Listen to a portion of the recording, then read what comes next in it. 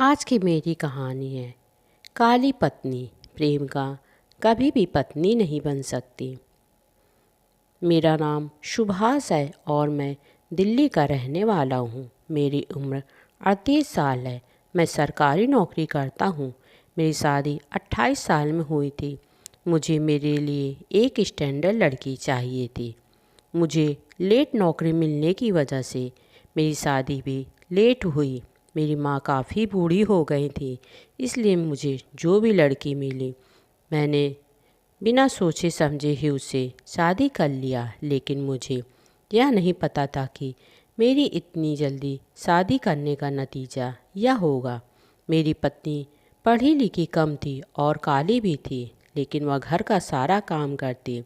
मेरे माता पिता को बहुत पसंद थी। शादी के बाद मेरे पिताजी ख़त्म हो गए थे। मेरी माँ अब अकेली घर में ही थी, तो मैंने अपनी पत्नी को घर में ही छोड़ दिया ताकि वह मेरी माँ की देखभाल कर सके। मेरे माताजी को शुगर बहुत ज़्यादा थी। डॉक्टर ने उन्हें मीठा खाने के लिए मना किया था। ऐसे में मैं अपनी पत्नी को अपने साथ भी नहीं रखना चाहता था, क्योंकि वह मुझे बिल्कुल पसंद ही नहीं थी। इसलिए मैंने उसे अपनी मम्मी के साथ छोड़ दिया। क्योंकि दीपावली का त्यौहार था, मैंने देखा मेरी पत्नी चाय बना रही थी। मेरी पत्नी ने मेरी माँ और मेरे लिए 2 कप चाय लेकर आई। मैं जब चाय को पिया तो वह बहुत मीठी थी। मेरा दिमाग गर्म हो गया। मैंने अपनी पत्नी को एक जोरदार तमाचा मारा और उससे कहा, तुम बिल्कुल से गंवारी हो क्या? वह कुछ नहीं बोली। मेरी माँ मुझे चिल्लाने लगी और कहने लगी, आखिर तुमने उसको मारा क्यों? तब सुभाष ने कहा, आपको डॉक्टर ने मीठा खाने के लिए मना किया है और मुझे बार बार समझाने पर भी यह आपके लिए मीठी चाय लेकर आई है।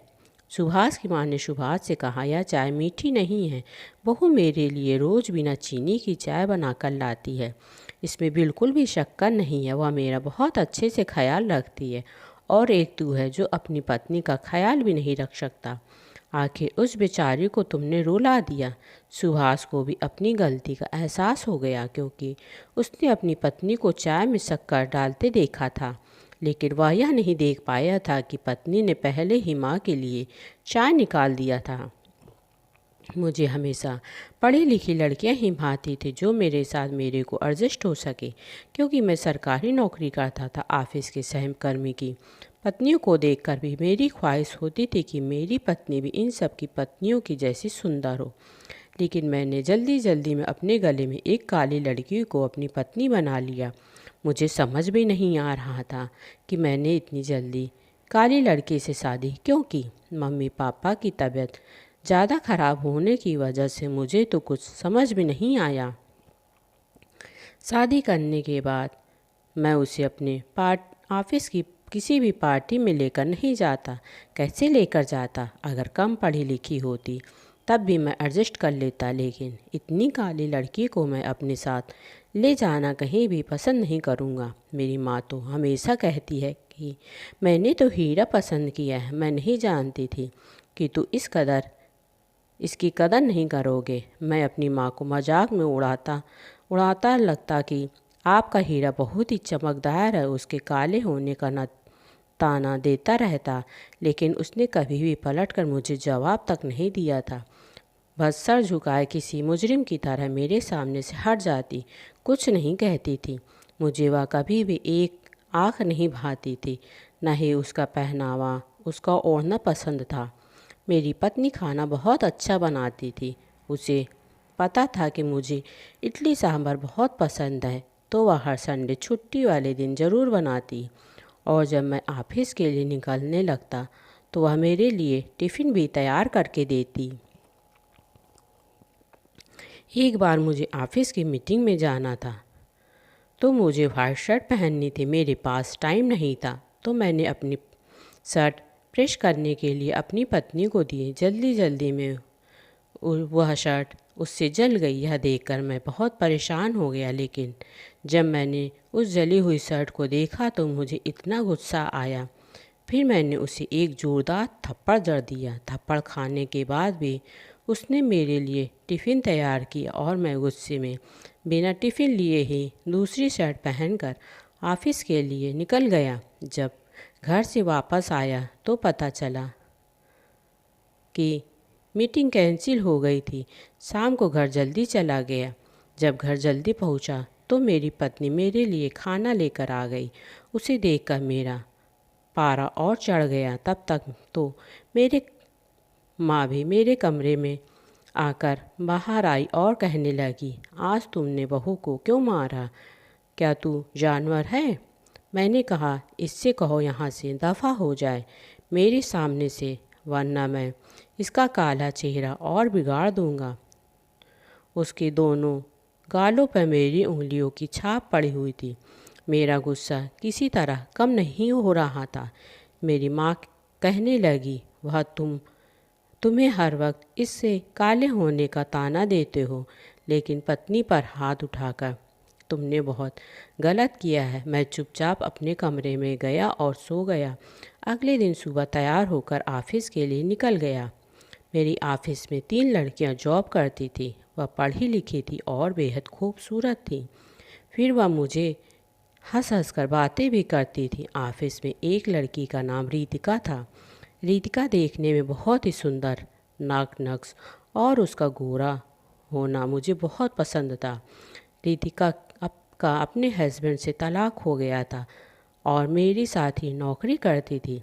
अगर मैं थोड़ा और इंतज़ार करने के बाद शादी करता तो शायद रितिका और मेरी शादी हो जाती। रितिका और मेरी बहुत पट रही थी। जब भी टाइम मिलता हम लोग बातें करते, कभी कभी बाहर घूमने, मूवी देखने और रेस्टोरेंट में खाना खाने जाते।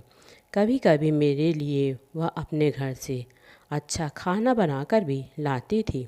मैंने सोचा था कि इस काली लड़की को तलाक देकर मैं रितिका से शादी कर लूँगा। मैं हर छोटी छोटी बात पर अपनी पत्नी को हमेशा डांटता रहता, चाहे उसकी गलती होती या ना होती। वह चुपचाप मेरी बात सुनती। कभी कभी तो मुझे ऐसे लगता था कि जैसे वो पत्थर की बनी हुई हो, वरना रोज़ इतनी बड़ी बेइज्जती कौन बर्दाश्त करता। कुछ दिनों में मेरी माँ बहुत ज़्यादा बीमार हो गई। मेरी पत्नी ने उनकी अकेली सेवा की। कुछ दिनों बाद वह बिल्कुल ठीक हो गई। मेरी माँ की बचने की संभावना बिल्कुल भी नहीं थी, लेकिन मेरी पत्नी ने मेरी माँ की बहुत सेवा की। उनके खाने पीने की जो भी डॉक्टर ने कहा था, उसी हिसाब से मेरी माँ को खाना पीना देती और टाइम से उन्हें दवा भी खिलाती। मेरी माँ अपनी काली बहू को और ज़्यादा चाहने लगी थी। मेरे अंदर भी अब उसके प्रति दया की भावना आ गई थी और मैं उधर रितिका से वादा किया था कि मैं अपनी काली पत्नी को तलाक देकर तुमसे ही शादी करूँगा। लेकिन अब मुझे उसके ऊपर दया आने लगी। वह मेरी और मेरी माँ की खूब सेवा करती। एक दिन मेरा एक्सीडेंट हो जाता है और पैर टूट जाता है। मेरे रॉड पड़ी हुई थी पैर में। मैं 3 महीने तक चल नहीं पा रहा था। जब मैं अस्पताल में था, मेरी काली पत्नी मेरे लिए खाना लाती और मेरी देखभाल भी करती। मेरी माँ घर पर ही रहती। जब भी मेरी पत्नी घर पर रहती तो वह मेरे लिए खाना पीना सब लेकर आती। रितिका ने भी मेरी पत्नी के जैसे ही खूब सेवा की। दोनों ने मिलकर मेरे पैरों पर चलना सिखाया। मैं दोनों का एहसानमंद हो चुका था। अब मैं अपनी काली पत्नी को छोड़ भी नहीं सकता था। और उधर रितिका जो मेरे भरोसे ही बैठी हुई थी कि सुभाष उससे शादी करेगा। रितिका किराए का कमरा लेकर अकेले ही रहती थी। उसका उस शहर में कोई भी नहीं था। वह भी मेरे भरोसे ही थी। वह यहाँ पर रुकी हुई थी, नहीं तो वह अपना ट्रांसफ़र कहीं और करवा के चली गई होती। मैं ठीक होने के बाद ऑफिस जाने लगा। मैं बिल्कुल ठीक हो चुका था।